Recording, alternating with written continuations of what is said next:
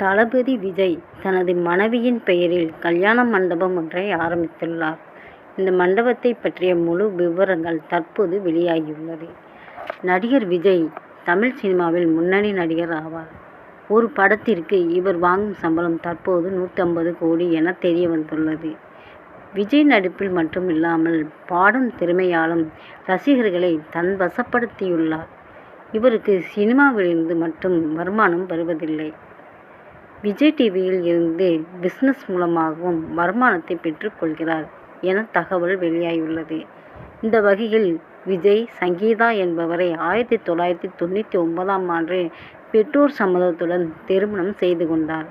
இந்த நிலையில் இவர்களுக்கு ஒரு மகன் ஒரு மகள் உள்ளனர்.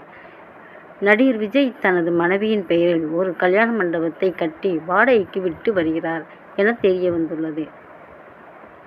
சங்கீதா கல்யாண மண்டபமானது சென்னையில் உள்ள போரூரில் இருக்கிறது. இந்த கல்யாண மண்டபத்தில் ஒரே நேரத்தில் 350 முதல் 150 பேர் வரை இருக்கும் இடவசதி உள்ளது. இதில் 8 தனி அறைகள் உள்ளது.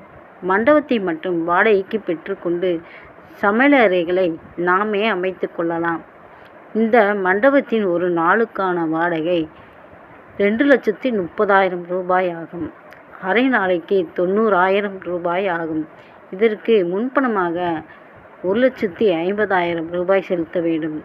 மேலும் 18% GST இதற்கு செலுத்த வேண்டும். திரைப்படமும் அதனைத் தொடர்ந்து அடுத்த திரைப்படமான தளபதி 69 விஜய் நடிப்பில் வெளியாகும் கடைசி திரைப்படம் எனவும் கூறப்படுகின்றது. இந்த வீடியோ உங்களுக்கு பிடிச்சிருந்தால் லைக் பண்ணிவிட்டு ஷேர் பண்ணிடுங்க. தேங்க்ஸ் ஃபார் வாட்சிங்.